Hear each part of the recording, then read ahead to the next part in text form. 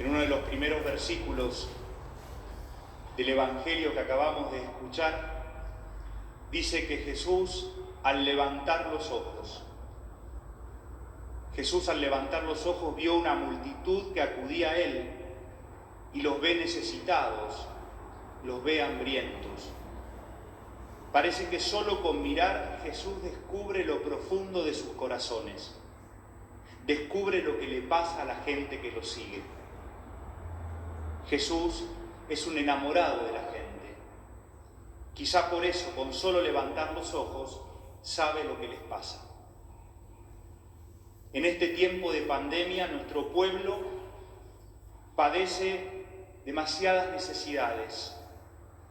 Parecen que esas necesidades se multiplican y entonces puede surgir en nosotros la tentación de mirar para otro lado o de bajar la vista. El Papa emérito Benedicto XVI nos decía que cerrar los ojos ante el prójimo nos convierte también en ciegos ante Dios.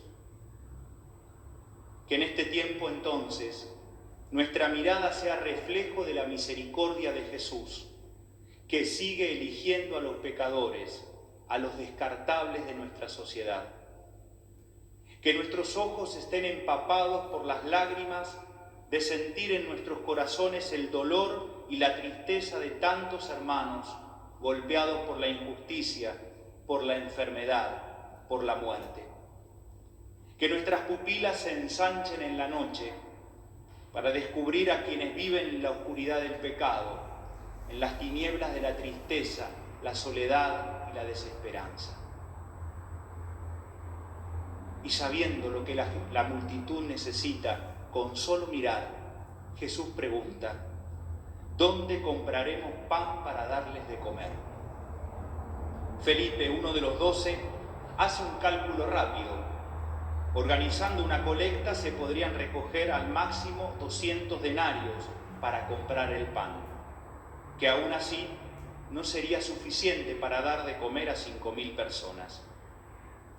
Los discípulos razonan con parámetros del mercado, pero Jesús cambia la lógica del comprar por otra lógica, la lógica del dar. A 500 años de la primera misa en territorio argentino, participar en la Eucaristía significa entonces entrar en la lógica de Jesús, la lógica de la gratuidad, la lógica de la fraternidad. Recibir la comunión significa recibir de Cristo la gracia que nos hace capaces de compartir con los demás lo que somos y lo que tenemos.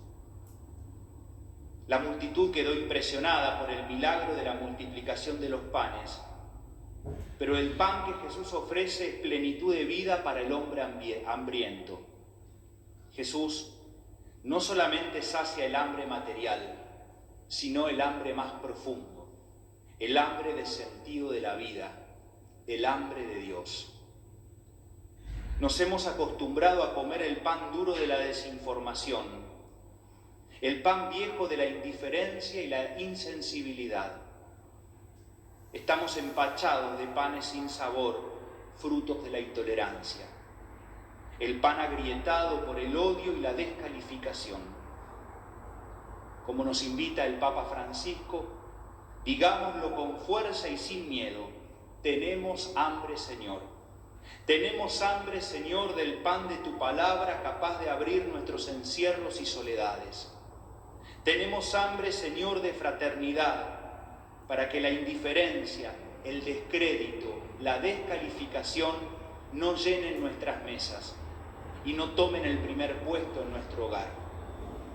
Tenemos hambre, Señor, de encuentros donde tu palabra sea capaz de elevar la esperanza, despertar la ternura, sensibilizar el corazón, abriendo caminos de transformación y conversión. Tenemos hambre, Señor, de experimentar como aquella muchedumbre la multiplicación de tu misericordia y partir y compartir la compasión del Padre hacia todas las personas, especialmente hacia aquellos de los que nadie se ocupa, que están olvidados o despreciados. Un versículo más adelante nos habla de un niño que se acercó con 5 panes y 2 pescados.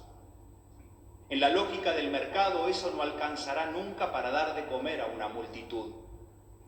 Pero en la lógica de la fraternidad y del compartir, esos panes y esos pescados son mucho. En este tiempo de pandemia, ante el sufrimiento, la soledad, la pobreza y las dificultades de tanta gente, ¿qué podemos hacer nosotros? Lamentarnos no resuelve nada, pero podemos ofrecer eso poco que tenemos, como el niño del Evangelio. Seguramente todos tenemos alguna hora de tiempo, algún talento.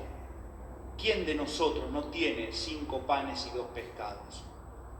Todos lo tenemos.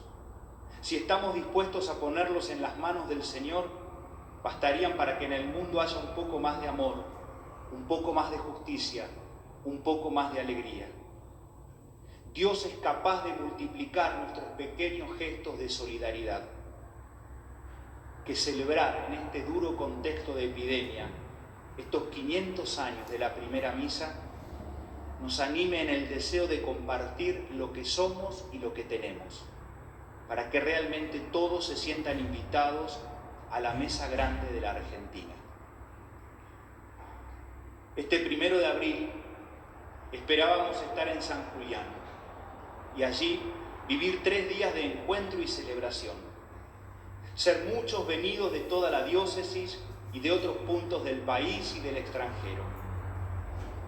Puede haber en nosotros un dejo de desazón y de tristeza, un sinsabor, como el de los europeos del siglo XV, que salieron a buscar las especias, que eran el oro de la época, lo más valioso, para condimentar sus alimentos, para perfumes y para remedios.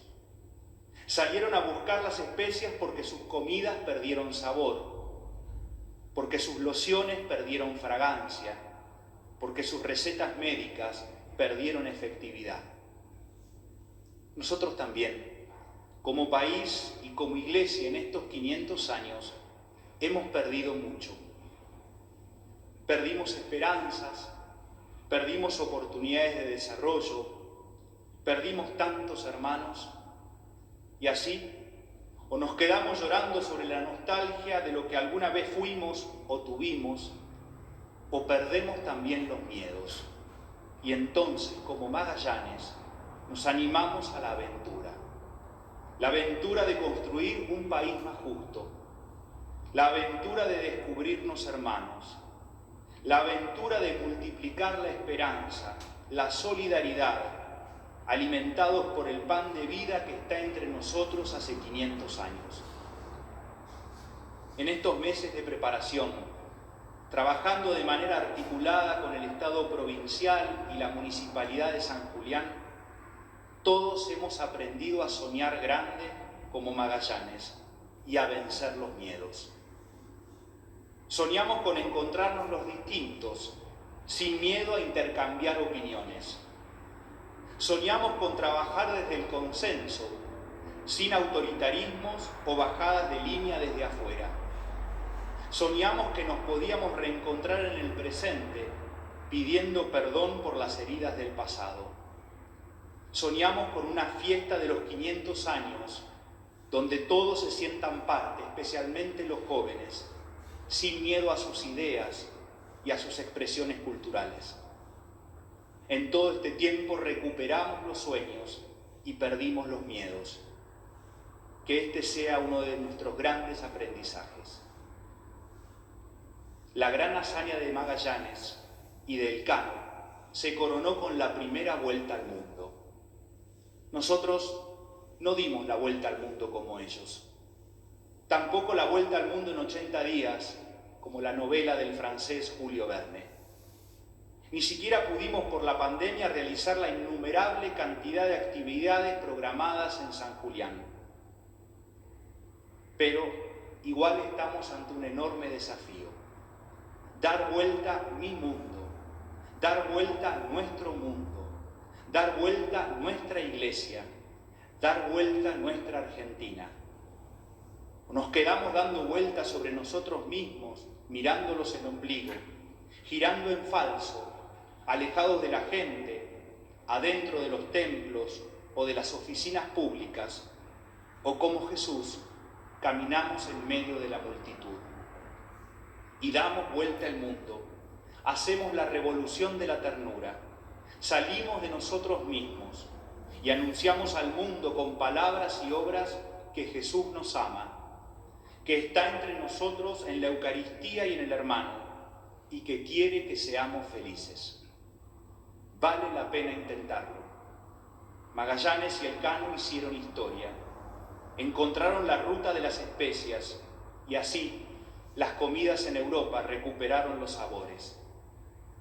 A 500 años de aquella gesta, nosotros le pedimos al Señor Eucaristía que nuestra vida también recobre el sabor, recobremos las ganas, el entusiasmo, y entreguemos la vida en el servicio a los hermanos más pobres, para que el sueño de Jesús sea una realidad, la civilización del amor, en la lógica de la fraternidad, en la lógica del dar, en la lógica del encuentro en la diversidad, porque nadie se salva solo.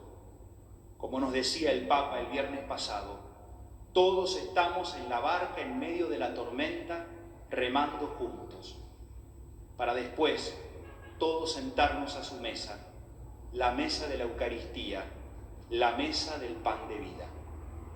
Y entonces la letra de Peteco Carabajal dejará de ser solo una canción. Yo quisiera que en mi mesa nadie se sienta extranjero, que sea la mesa de todos, territorio del encuentro, que sea mesa de domingo, mesa vestida de fiesta, donde canten mis amigos esperanzas y tristezas.